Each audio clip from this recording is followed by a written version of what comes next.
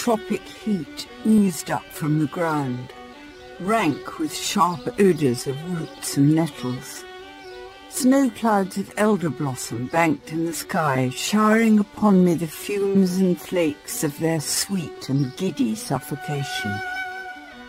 For the first time in my life, I was out of the sight of humans. I was lost, and I did not expect to be found again.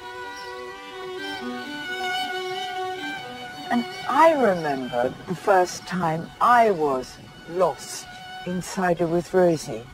I'd been given a copy, this copy in fact, by my best friend at university, and I was immediately beguiled, spellbound even, by its sensuous descriptions of Cotswold life, Cotswold landscape, and the community in which Laurie Lee grew up. But I also loved the fact that he didn't hide from the harsher realities of life here in his childhood. In this programme, I want to discover the real story behind Cider with Rosie. This puppy was really called Rosie. Oh, so this is Rosie. See the myth maker in action. He's kind of playing with the words again and again. To have a more dramatic effect. And find out why the book was such a success.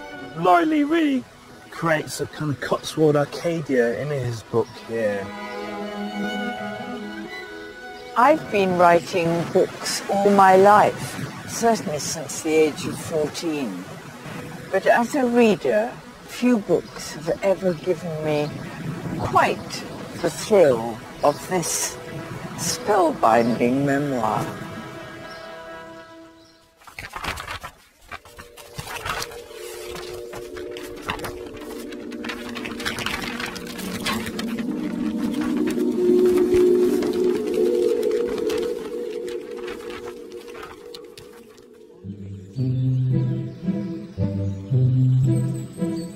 Published in 1959, but set almost 40 years earlier, just after the First World War, Laurie Lee's classic takes place in the tiny Cotswold community of Slad. I was born just a few miles away, and I have a particular connection to this book. This is the church where my great-aunt Muriel's husband, Uncle Cyril, was vicar of Slad from 1931. So Laurie Lee would have sat here and heard my great-uncle preach the word of the Lord. And I had no idea until Cider with Rosie was published that there was any family connection between the great writer and my family. One of the most remarkable things about Cider with Rosie is that for readers who indeed have no family connection with the book, there is still this intense feeling of personal connection.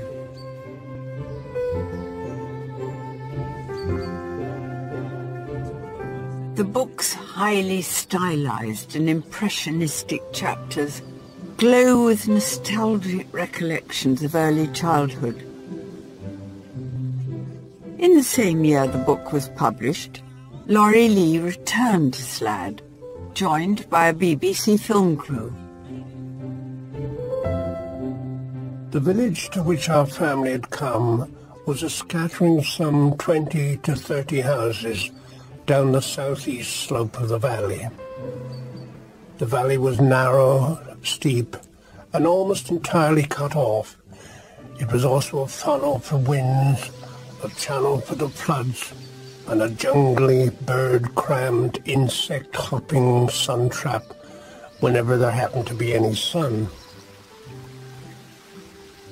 All human life tumbles riotously from the pages of Cider with Rosie, from colourful characters like the warring grannies and the bumbling squire, to formative moments like village celebrations and murderous pacts, all contained within a curious quirk of geography, a remote valley for centuries virtually cut off from a changing world.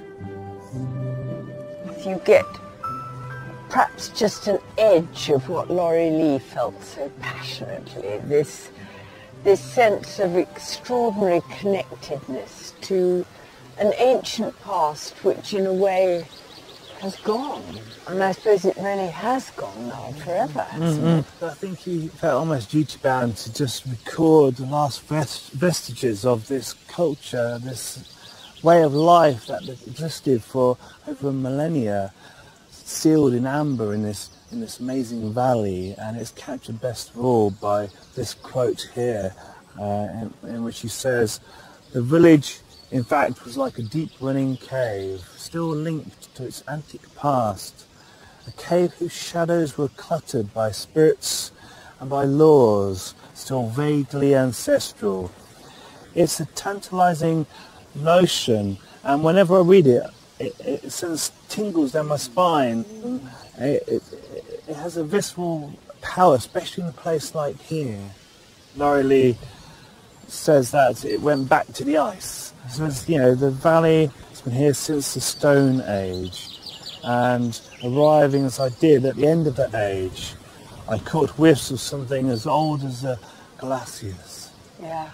We are figures in this landscape because we are meant to be in such a landscape. Yes, I mean, it's part of the pastoral tradition, and Laurie Lee really creates a kind of Cotswold Arcadia in his book here, and this is his return ticket to that place. But the first childhood vision of this Arcadia is disconcerting, even distressing, as Laurie Lee recounts in the book's iconic opening lines. "I was set down from the carrier's cart at the age of 3, and there, with a sense of bewilderment and terror, my life in the village began. The June grass amongst which I stood was taller than I was, and I wept. I'd never been so close to grass before. It towered above me and all around me, each blade tattooed with tiger skins of sunlight. That was the day we came to the village in the summer of the last year of the First World War, to a cottage on a steep bank above a lake, a cottage with 3 floors and a cellar and a treasure in the walls, with a pump and apple trees, syringa and strawberries, rooks in the chimneys, frogs in the cellar, mushrooms on the ceiling, and all for 3 and 6pence a week." So this is it.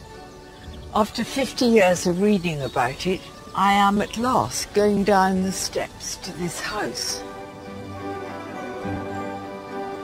Nowadays, almost a century after Laurie Lee's vividly evoked arrival, Hester Collins lives here with her own young family. She's going to show me a part of the building that's pretty much unchanged from Lee's time. Come on down, come and see this. Oh my goodness, it really is down. It is. My goodness, it's down. Oh, heavens! The Lee cellar. The famous cellar. It is. How incredible. My goodness, so strawberries and syringa, mushrooms in the ceiling, frogs in the cellar, all for 3 and 6pence a week. Were there frogs in the cellar? 7 years ago when we bought this place, yes. And a tree growing to the roof. This space really brings to mind the young boy's fear of the supernatural men who he believed lived between the walls. In his febrile imagination, they looked like old gods gone mouldy. But the house wasn't only crowded with ghosts. Laurie Lee was just one of a rowdy brood of children. Annie Lee, Laurie's mother, looked after 8 children, was it here? We think it's about 8 and perhaps 11 at one time. And you're a family of 4? We're a family of 4 and it's quite small. So. And do you find that visitors come up onto the famous bank up there on the road? Yes. Where Laurie Lee was set down in those grasses. What are they doing? I mean, do you think they're capturing a lost childhood? I think they're just coming back to perhaps a childhood or a memory of their grandparents. A part of time which we've lost in many places now. And he knew it.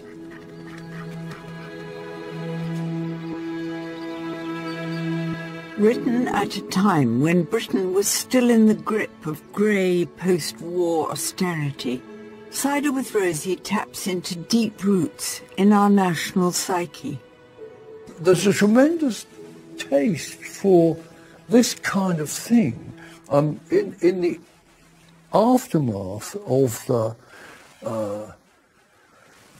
the Second World War, yes, for England's green and pleasant land, as it were, a utopian craving, and I think that's one way of thinking about what Laurie Lee is doing. Do you think it's a memoir? Do you think it's a bit of autobiography?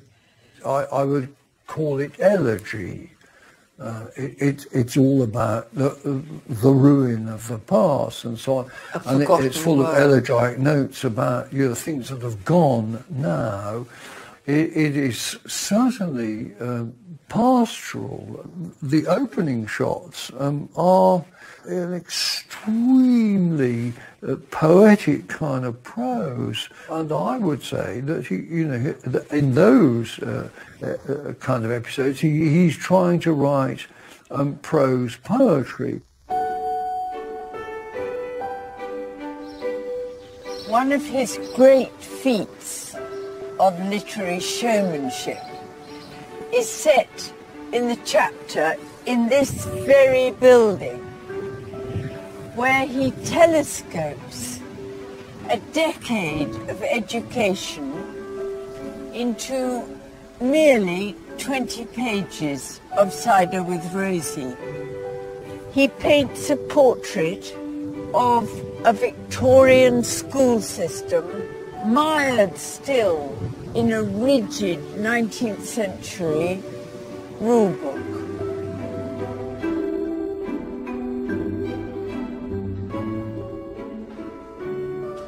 We learnt nothing abstract or tenuous there, just simple patterns of facts and letters, portable tricks of calculation. Unhearing, unquestioning, we rock to our chanting, hammering the gold nails home. Twice 2 are 4. One God is love, one Lord is King. One King is George, one George is 5th. So it was, always, had been, would be forever.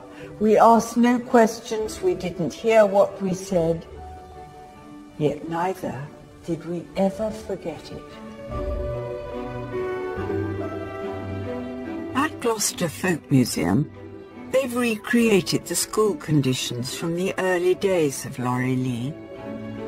And despite all that rigid rote learning, the young Laurie did show some early literary promise, as poet and family friend Adam Horowitz recently discovered. I've got here an essay that he wrote for the Royal Society for the Protection of Birds, a bird and tree competition. My goodness, which would aged 11. Aged 11, with immaculate handwriting. Exquisite handwriting. What's it about? It's about a dabchick. Can you see any signs in it of his dawning talent? There are certainly signs towards the end that some of the lyrical style creeps in amongst the slightly clunky grammar and the spelling and the crossings out.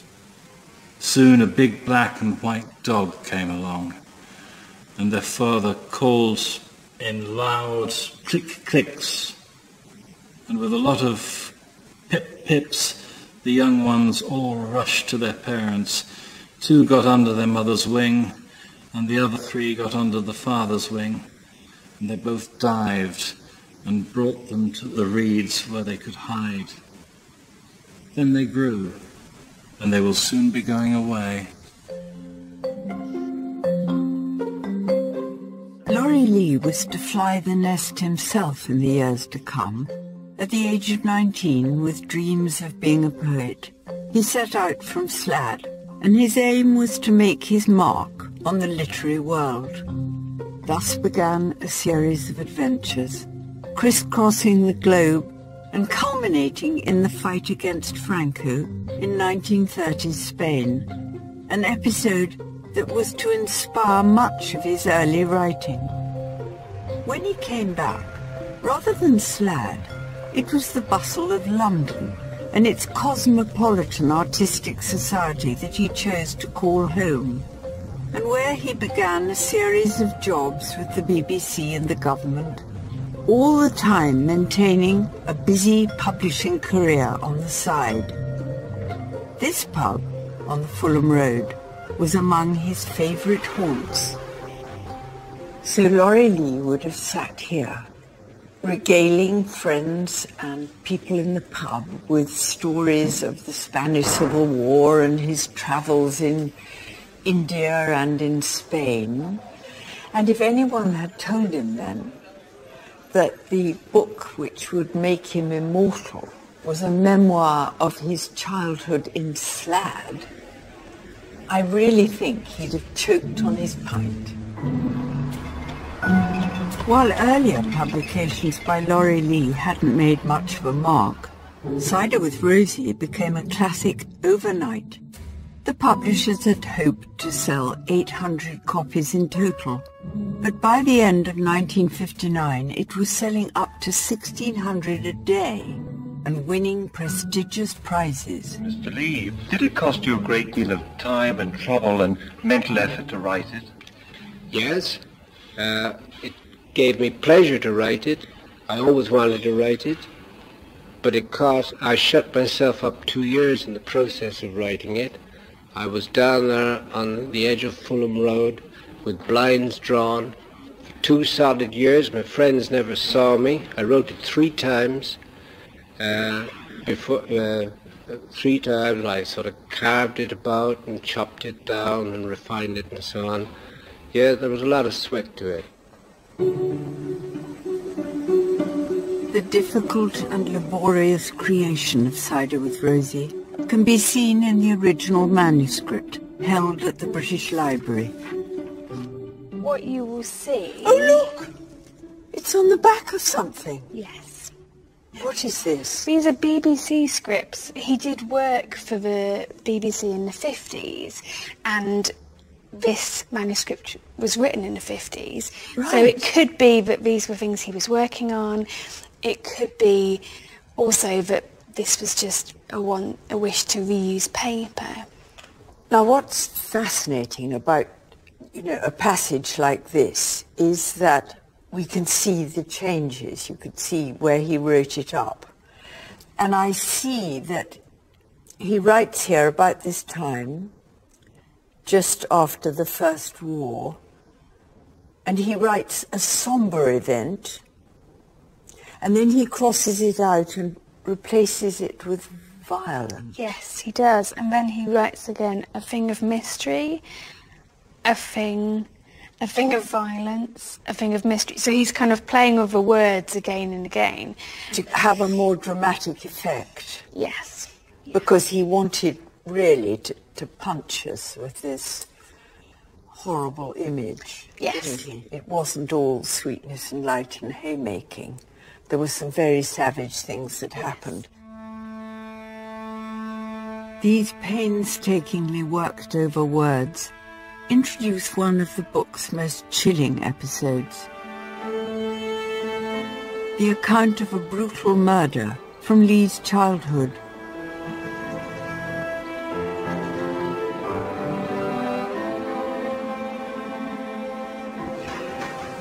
It's just a few days before Christmas, and the inhabitants of Slade are drinking in their local pub, and they're disturbed by the appearance, sudden appearance, of a long-lost son of the village. The door blew open to a gust of snow, and a tall man strode into the bar. Years ago, as a pale and bony lad, he'd been packed off to one of the colonies, sent by subscription and the prayers of the church, as many a poor boy before him.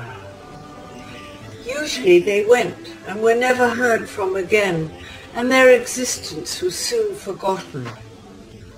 Now one of them had returned like a gilded ghost, successful and richly dressed, and he'd come back to taunt the stay-at-homes with his boasting talk and his money. In the pages that follow, Lee describes the murder of this man, who apparently had made his fortune farming cattle in New Zealand, and how a conspiracy of silence engulfed the village in the months and years to follow. But just how true to life is this retelling?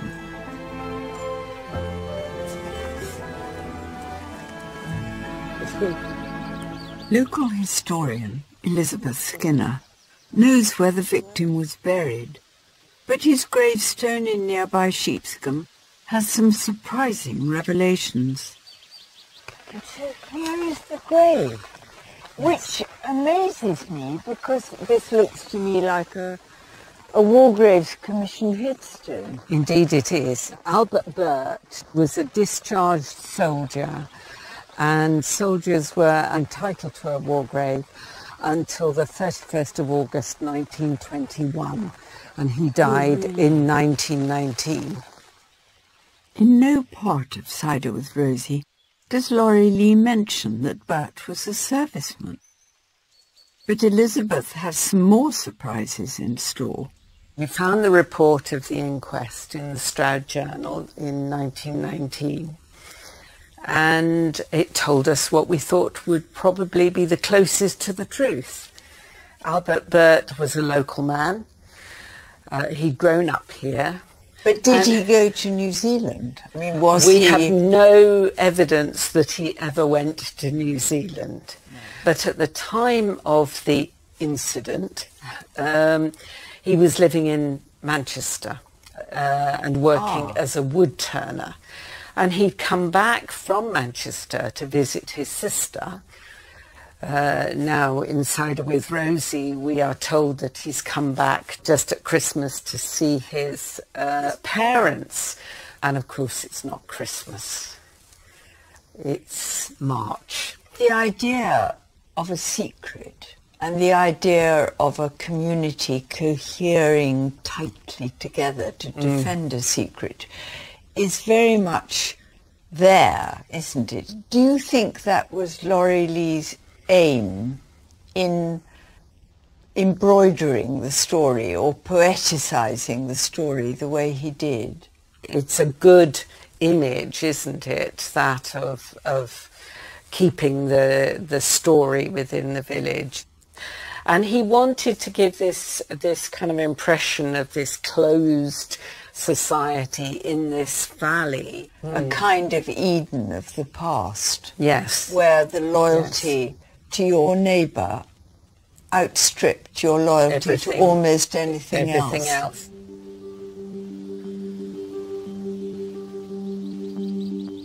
The account of the murdered ex-serviceman, dressed up in mythic terms by Lee, is a reminder of the impact of the Great War on small rural communities. It's something that colours everything in Cider with Rosie, including one of its most famous scenes. The first big festival that I can remember was Peace Day in 1919. It was a day of magical transformation, of tears and dusty sunlight. I was John Bull, whoever he was, but I quickly surmised his importance. Later, I was photographed in a group by a rockery, surrounded by girls in butter muslin, by druids and eastern kings. I am a figure rooted in unshakable confidence, oval, substantial, and proud.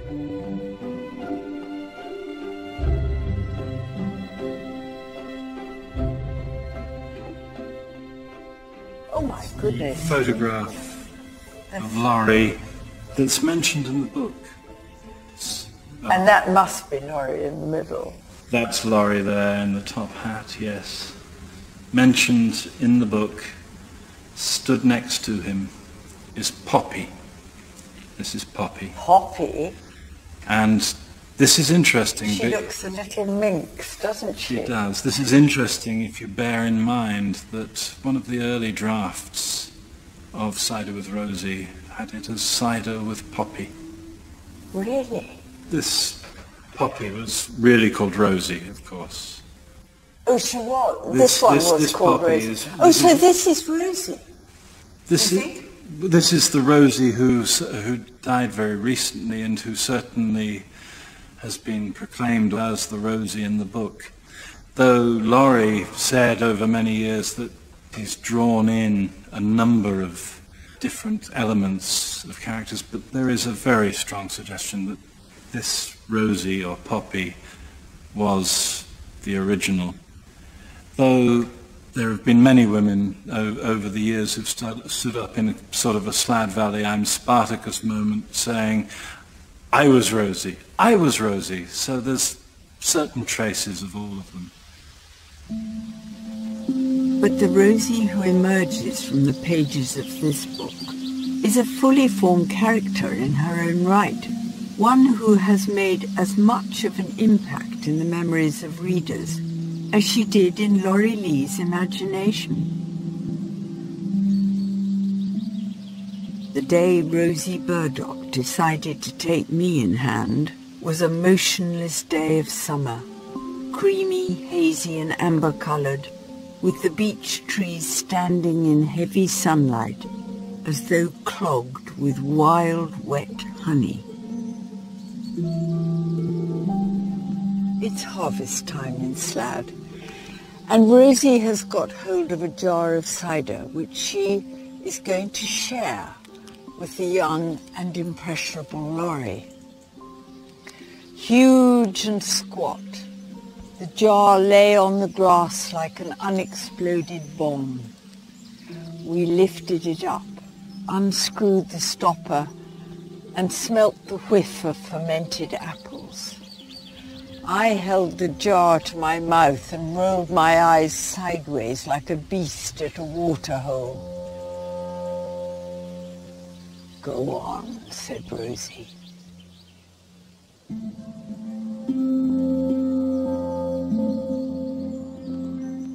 Now, every word of this is steeped in sexual tension. And we can see Laurie Lee relying on biblical motives, notably, obviously, with the Garden of Eden, to heighten this atmosphere of myth, of mythology. But he subverts the tradition. And as the young man succumbs to temptation and drinks the cider, it yields to him a veritable hoard of heavenly delights.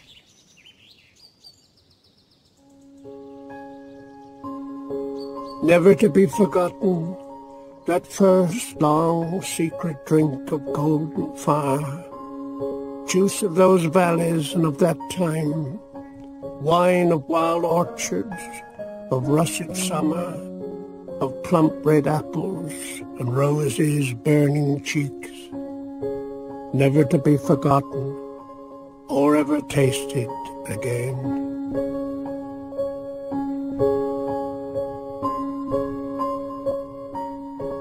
It wasn't just Laurie who succumbed to the charms of Rosie. This is the chapter that ensured the book's enduring popularity for generations to come. And with the proceeds of the book, Lee returned to his home village of Slad and bought a cottage. But while further books followed, none quite caught the imagination of the public, like Cider with Rosie.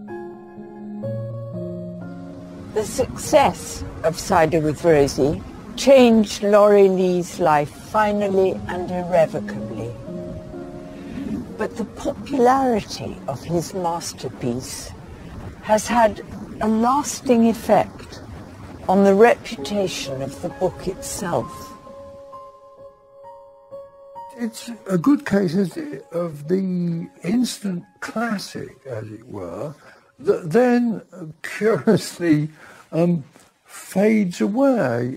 One aspect of that, I think, is that it got itself taken up as a school book. It became a book that every school child was supposed to read, good for kids, kind of fate worse than death, really. Despite that fate, for me there is one chapter in this book that shows just how significant and enduring Lee's writing is. This is the last place I've come to on my journey through Laurie Lee country, and it's to the graveyard in Slad. Laurie himself is buried over there. He's been there these last 20 years. But I haven't come to find Laurie Lee. I've come to find someone else.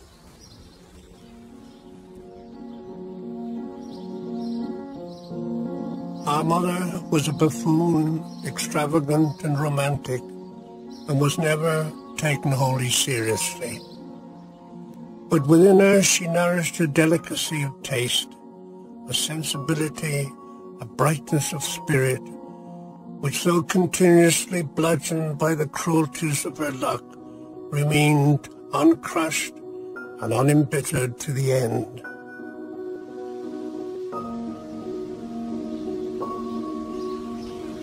This is the grave of Annie Emily Lee, née Light, Laurie's mother. And as you can see, it's very neglected and unkempt. But in the chapter about her in Cider with Rosie, which is simply called Mother, Laurie Lee pays her one of the most profound and powerful tributes made to any human being in all literature. And although there are examples of events and people being really made mythic in Cider with Rosie, his portrait of his mother, of Annie Lee, is completely unfeigned. Nothing now that I ever see that has an edge of gold around it. The change of a season, a jeweled bird in a bush, the eyes of orchids, water in the evening, a thistle, a picture, a poem. But my pleasure pays some brief duty to her. She tried me at times to the top of my bent, but I absorbed from birth, as now I know, the whole earth through her jaunty spirit. Laurie Lee's recollections of childhood in the aftermath of the Great War, but written in the shadow of another conflict, may be more impressionistic than conventional memoirs. But this book tells us so much about the experience of growing up that a scrupulously literal account might not.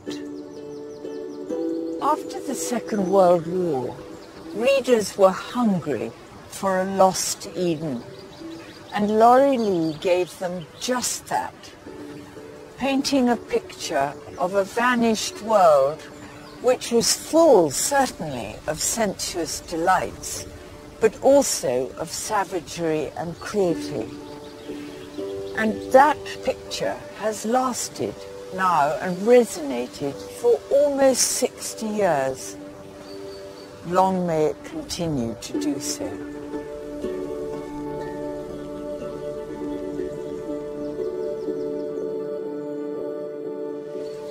If you want to know more about Laurie Lee's Cider with Rosie, or any of the other books in the series, then go to bbc.co.uk/Secret Life of Books and follow the links to the Open University.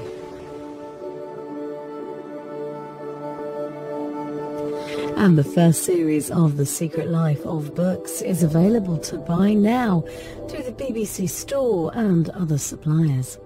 Stay with us here on BBC4 now, though. We're joining Griff Rhys-Jones and the rest of the panel at the Quizzium in just a moment.